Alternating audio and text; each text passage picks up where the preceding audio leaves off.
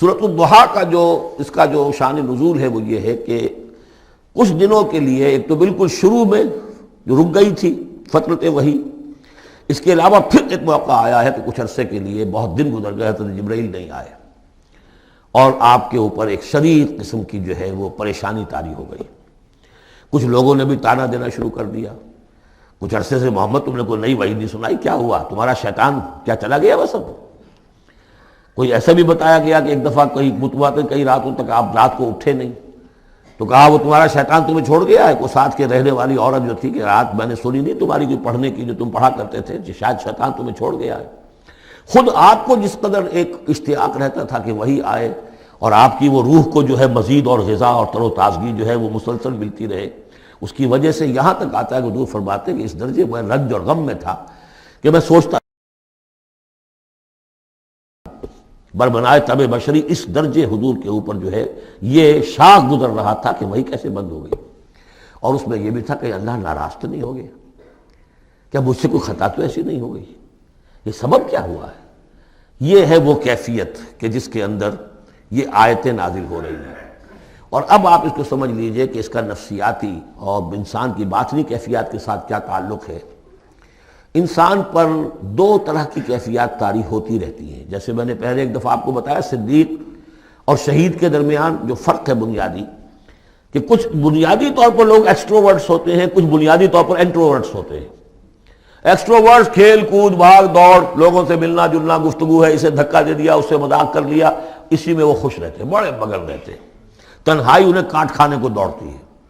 اور ایک انٹروورٹس ہوتے ہیں کہ وہ مجلس وغیرہ کو نہیں ہوتا، اپنے تنہائی میں کہیں بیٹھے ہیں، غور و فکر کر رہے ہیں، سوچ بچار کر رہے ہیں، انہیں وہ مجلس سے زیادہ اپنا گوشہ تنہائی جو ہے وہ زیادہ عزیز ہوتا ہے۔ تو یہ دو مزاج اللہ نے بنائے ہیں۔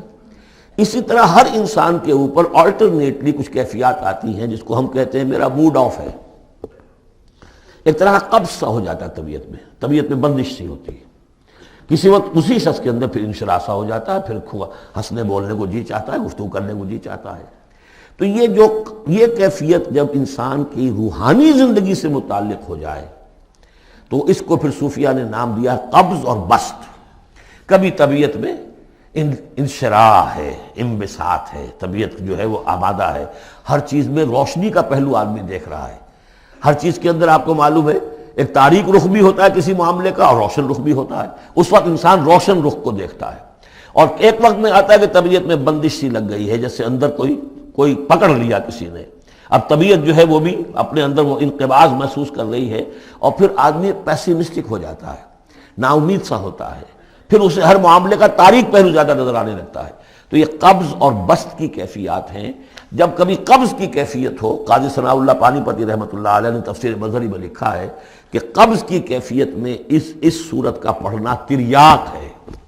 جس طرح حضور صلی اللہ علیہ وسلم کے لیے گویا کہ اس وقت جو وحی کا بند ہو جانا تھا وہ گویا کہ ایک طرح کے انقباض اور قبض کی کیفیت پیدا ہوئی تھی، اس میں اب اللہ تعالیٰ فرما رہے ہیں والضحیٰ،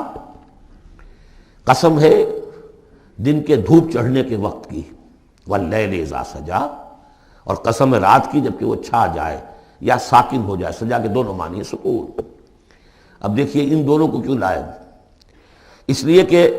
صبح ہے، حرکت ہے، برکت ہے، چلنا ہے، دوڑنا ہے، ہر شخص جا رہا ہے، ادھر جا رہا ہے، ادھر جا رہا ہے، رات کو سکون ہو گیا،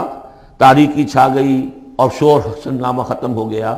لیکن یہ رات اور دن دونوں ضروری ہیں انسان کے لیے، یہاں کا نظام چلانے کے لیے۔ اگر رات ہی رات ہوتی تب بھی یہ دنیا نہ چلتی، اور دن ہی دن ہوتا تب بھی نہ چلتا، تو رات بھی ضروری ہے۔ اسی طریقے سے نفس انسانی کے لیے کبھی کبھی قبض کا وقفہ بھی ضروری ہے۔ آپ اسے یہ نہ سمجھیں کہ اللہ تعالیٰ ناراض ہو گیا، یہ بھی ہماری تربیت کا ایک یوں سمجھیے کہ ایک جز ہے۔ ما ودعک ربک وما قلی، آپ کے رب نے آپ کو رخصت نہیں کیا ہے، نہ ہی وہ آپ سے ناراض ہوا ہے۔ وللآخرۃ خیر لک من الاولی، اور اس کے بعد جو وقت آئے گا اس قبض کے بعد وہ پہلی سے بھی بہتر ہوگا۔ اور میں حیران ہوتا ہوں کہ کیسے غالب نے وہ بات کہی ہے کہ جو بالکل ترجمانی ہے اس کی، رکتی ہے میری تباہ تو ہوتی ہے رواں اور، یعنی یہ کہ جب میری طبیعت کے اوپر کبھی کبھی رکاوٹ سی آ جاتی ہے، اب شعر جو ہیں اچھے نازل نہیں ہو رہے،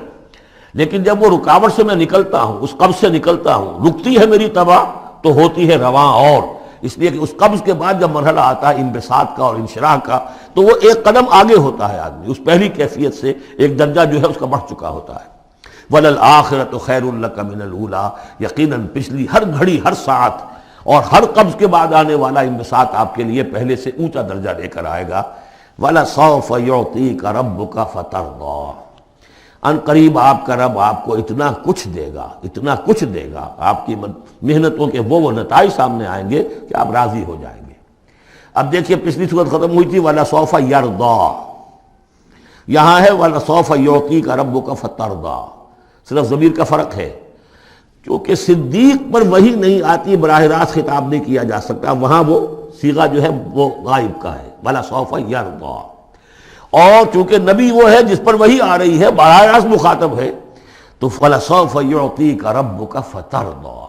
آپ کا رب اتنا کچھ دے گا کہ آپ راضی ہو جائیں گے۔ اب یہ کہ اسی قبض کی حالت میں پھر اللہ تعالیٰ اپنے احسان جتا رہا ہے، اور یہ بہترین ہے۔ کبھی طبیعت پر ڈپریشن ہو اس طرح کی اور قبض کی کیفیت ہو تو آدمی یاد کرے کس کس مرحلے پر اللہ نے میری دستگیری فرمائی، کن کن مراحل پر اللہ تعالیٰ نے مجھے مشکلات سے نکالا، اس سے وہ حوصلہ بڑھتا ہے۔ اور اس کو بھی سمجھیے کہ اسی انداز میں علم یجد کا یتیماً فآویٰ، یہ سیرت النبی کے بڑے اہم حصے ہیں جو اس میں آ گئے ہیں۔ آپ کی پیدائش یتیمی میں، پوسٹیومس چائلڈ، باپ تو پہلے ہی فوت ہو چکا ہے، 6 سال کی عمر میں والدہ گئی، 8 سال کی عمر میں دادا گئے، اور وہ یعنی جو آپ نے دیکھا ہے ابتدائی زمانہ زندگی کا تو وہ یتیمی کا۔ علم یجد کا یتیماً فآویٰ، کیا اس نے اے محمد آپ کو نہ پایا کہ آپ یتیم تھے، پھر پناہ دی، آپ کے لیے بندوبست کیا، دادا کے دل میں جو شفقت ڈالی، پھر آپ کے تایا زبیر کے دل میں جو شفقت ڈالی۔ عبد المطلب کے بعد فوراً ابو طالب کا نام آتا ہے، حالانکہ یہ غلط ہے تاریخی اعتبار سے۔ عبد المطلب کے بعد کافی عرصے تک زبیر جو آپ کے تایا تھے وہ سرپرست تھے، پھر ان کے انتقال کے بعد ابو طالب کا معاملہ آیا، لیکن ان کو بیچ میں سے غائب کر دیا گیا ہے۔ بہرحال اللہ تعالیٰ جو بھی کسی کے دل میں ڈالتا ہے، آخر ابو طالب کے دل میں محبت ڈالی تو کس نے ڈالی؟ وہ ہم پڑھ چکے ہیں سورہ طٰہٰ میں، وَأَلْقَيْتُ عَلَيْكَ مَحَبَّةً مِّنِّي، حضرت موسیٰ علیہ السلام کی موہنی صورت کے اوپر اللہ تعالیٰ فرماتے ہیں ہم نے اپنی محبت کا پرتو ڈال دیا کہ تمہیں دیکھنے کے بعد وہ قتل کرنے کے ارادے سے باز رہ گئے، ان کے ہاتھ شل ہو گئے، ایسی موہنی صورت، اسے قتل کرنے۔ وَأَلْقَيْتُ عَلَيْكَ مَحَبَّةً مِّنِّي وَلِتُصْنَعَ عَلَىٰ عَيْنِي، یہ ہوا ہے۔ تو فرمایا علم یجد کا یتیماً فآویٰ ووجدک ضالاً فہدیٰ، اور پھر جب آپ شعور کی پختگی کو پہنچے اور غور و فکر کا مرحلہ آیا، حقائق میں انسان کو سوچ بچار کا مرحلہ آیا، اور آپ کو دیکھا کہ آپ تلاش حقیقت میں سرگرداں ہیں تو ہدایت دی۔ وہ آگے آ جائے گا، بہت قریب پہنچ گئے ہم، اقرأ بسم ربک الذی خلق، وہ مرحلہ جب آئے گا۔ وَوَجَدَكَ عَائِلًا فَأَغْنَىٰ، اور پایا آپ کو تنگ دست تو غنی کر دیا۔ کس طرح سے راستہ پیدا کیا ہے خدیجہ الکبریٰ رضی اللہ تعالی عنہا نے، جو بھی ان کے آپ کے محاسن دیکھے کتنی گرویدہ ہوئی ہیں۔ بڑے بڑے سردار قریش کے جو ہے ان سے نکاح کے خواہش مند تھے، انہوں نے خود جو ہے اپنی لونی کے ذریعے سے پیغام دیا ہے حضور کو۔ تو یہ ساری چیزیں جو ہے ان کی ساری دولت جو ہے وہ پوری کی پوری انہوں نے لا کر حضور کے قدموں میں ڈال دی ہے۔ وَوَجَدَكَ عَائِلًا فَأَغْنَىٰ فَأَمَّا الْيَتِيمَ فَلَا تَقْهَرْ، تو اے نبی تقاضے ان تینوں چیزوں کے کیا ہیں؟ ہم نے آپ کو یتیم پایا، پناہ دی، اب آپ بھی یتیم کے سرپرستی کیجئے، کسی یتیم کو اس کے اوپر کوئی جبر نہ ہو، سختی نہ ہو۔ وَأَمَّا السَّائِلَ فَلَا تَنْهَرْ، اور آپ جب کہ تلاش حقیقت میں سرگرداں تھے تو ہم نے آپ کو ہدایت دی، اسی طریقے سے اب آپ کو بھی کوئی شخص سائل بن کر آپ کے پاس آئے سوال کرے، اسے جھڑکنا نہیں ہے۔ اسے جو بھی سائل دونوں طرح کے ہوتے، سوال کرنے والا کوئی علمی سوال اور سوال کرنے والا کوئی مالی مدد کے لیے۔ وَأَمَّا بِنِعْمَةِ رَبِّكَ فَحَدِّثْ، اور جو ہدایت تمہیں دی ہے ہم نے اب اسے عام کرو، یہ نعمت ہے، آپ کے رب کا انعام ہے، یہ ہدایت جو آپ کو عطا ہوئی ہے اس کو بیان کرو۔ اس کے بیان کرنے میں یہ بھی ہے کہ اللہ کے انعامات کا چرچا انسان کرے اس کا شکر ادا کرنے کے لیے، اور یہ بھی ہے کہ اس کو پھیلائے اور عام کرے، دوسروں تک پہنچائے، ورنہ وہ بخل ہو جائے گا کہ وہ دولت جو ہے ہدایت کی اس کو آدمی صرف اپنی ذات تک محدود رکھے اور اس کا جو خیر ہے وہ دوسروں تک نہ پہنچائے۔